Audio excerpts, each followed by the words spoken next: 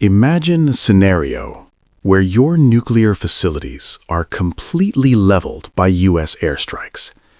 Your cities are in ruins, millions of your citizens are displaced, and your military assets are decimated. Yet, the moment the bombs stop falling, you declare a, quote, great victory. Sounds delusional? This was the reality of the June 2025 conflict.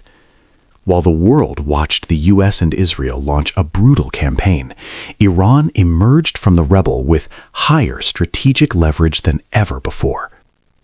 Today, we're breaking down why the American victory is a geopolitical illusion and how Iran used its axis of resistance to trap Washington in an endless war.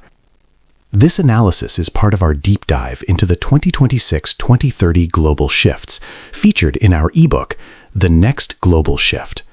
Let's get into the strategy. The axis of resistance strategy. Iran knows it can never win a head-to-head conventional war against the United States. Instead, they've perfected the art of asymmetrical warfare through the axis of resistance, a network including Hamas, Hezbollah, and proxy groups in Iraq and Yemen. Their goal isn't to defeat the U.S. military on the battlefield, it's strategic entrapment.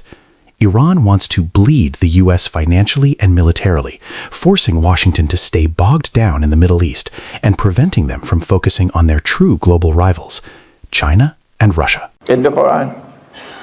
Why? Because Allah says that in the end times, there will be a Christian people who will be closest in love and affection for you. This is Surah Al-Ma'idah. So you have to say to the people who are closest in love and affection for you, we can't be friends with you. That's contradictory. The Quran says you can marry a Christian woman. So when you marry her, you have to say to her, my beloved wife, you can be my wife, but you can't be my friend. It's contradictory. The Quran says, وَتَعَمُّهُمْ هِلُّ لَكُمْ. Their food is halal for you. So your Christian friend invites you for a meal, and you eat the food, of course, which is halal for him. But when you sit down with him, you say to your Christian friend, listen friend, we can break bread together, but we can't be friends. This is contradictory. So there cannot therefore be an understanding of this ayah. Don't take all Jews and don't take all Christians as your friends and allies. Well then what is the Quran saying? Is the Darul Uloom listening to me? Allah is speaking of not all Christians, but some Christians. And He's not speaking of all Jews, He's speaking of some Jews.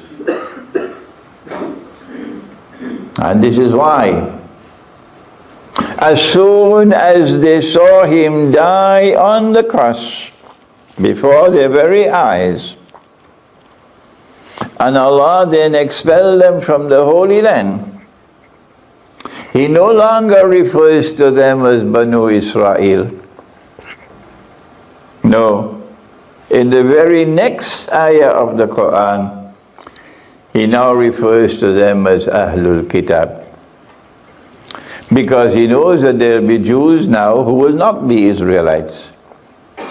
And there will be Christians who would not be Israelites. And so you cannot refer to them anymore as Banu Israel. So now these are referred to for the first time as al-Yahud, Jews, because not all of them will be Israelites. And these are referred to as al-Nasara, Christians, because not all of them will be Israelites. And so Allah is not saying, don't take all Jews and all Christians. He says, do not take such Jews